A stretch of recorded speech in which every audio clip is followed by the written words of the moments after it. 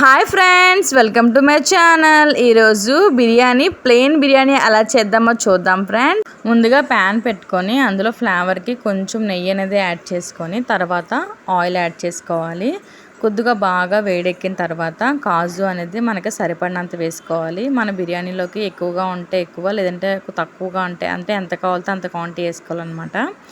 నేనైతే కొద్దిగా కాజు వేసుకొని 3 బిర్యానీ ఆకులు వేసాను. మసాలా దినుసులు, చెక్క, లవంగాలు, అనాస పువ్వు, యాలకులు, సాజీరా, మరాఠీ మొగ్గలు ఇవన్నీ వేసుకున్న తర్వాత ఇప్పుడు మనం తరిగి పెట్టుకున్న ఉల్లిపాయలు, ఒక 10 పచ్చిమిరపకాయలు వేసుకొని ఆనియన్స్ అవి బాగా వేగేంత వరకు దూరగా వేయించుకోవాలన్నమాట. ఎంత బాగా వేగితే మనకు అంత ఫ్లేవర్ వస్తుంది. చూడండి ఎంత ఎర్రగా వేగుతున్నాయో.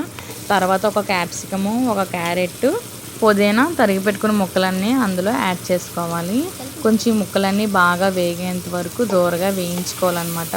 బాగా వేయించుకున్న తర్వాత ఇప్పుడు మనం మిల్ మేకర్ ఉన్నాయి కదా, వేడి నీటిలో వేసి దీన్ని నానబెట్టి తీసేయాలి వెంటనే.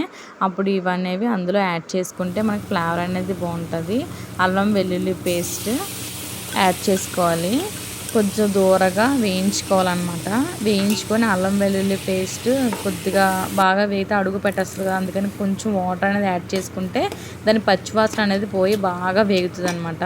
ఇప్పుడు బిర్యానీ మసాలా పౌడరు అందులో కొద్దిగా తగినంత మనం వేసుకుంటే ఫ్లేవర్కి చాలా అంటే చాలా బాగుంటుంది. నేను 3 గ్లాసుల రైస్ కడిగి పెట్టుకున్నాను ఫ్రెండ్స్. ఇప్పుడు ఇవి వేగిపోయిన దాంట్లో ఈ 3 గ్లాసెస్ కూడా రైస్ వేసుకొని కొంచెం బాగా కలుపుకుంటే మనకి బియ్యం అనేవి కలపడం వల్ల మనకి టేస్ట్ అనేది లెవెల్ బాగా పెరుగుతుంది ఫ్రెండ్స్. ఇప్పుడు బాగా కలుపుకున్న తర్వాత మనం ఒక గ్లాస్కి 2 గ్లాసెస్ వాటర్ అనేది యాడ్ చేసుకోవాలి. అలా మనం ఎన్ని గ్లాసులు రైస్ వేస్తే అన్ని గ్లాసులు వాటర్ అనేది యాడ్ చేసుకోవాలి. ఇప్పుడు వాటర్ యాడ్ చేసుకున్న తర్వాత బాగా కలుపుకొని ఉప్పు సరిగ్గా సరిపోయిందో లేదో ఇప్పుడే చూసుకోవాలండి. లేకపోతే మళ్ళీ వేసుకోవడానికి అవ్వదు. కాబట్టి సాల్ట్ సరిపడా ఇప్పుడే వేసుకొని కొంచెం బాగా కలుపుకొని దాన్ని ఇప్పుడు మనం ఏం చేయాలంటే ఉప్పు సరిపోయిందా లేదా అనేది కొంచెం ఇప్పుడే చూసుకోవాలండి. బాగా కలిపిస్తాం కదా ఫ్రెండ్స్, కొంచెం కొత్తిమీర ఫ్లేవర్కి అలా వేసేసి దాన్ని మూత పెట్టేయాలన్నమాట.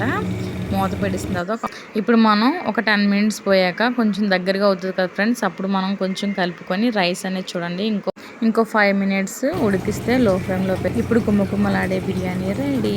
ఒక ప్లేట్లో తీసుకొని సర్వ్ చేసుకోండి. Subscribe from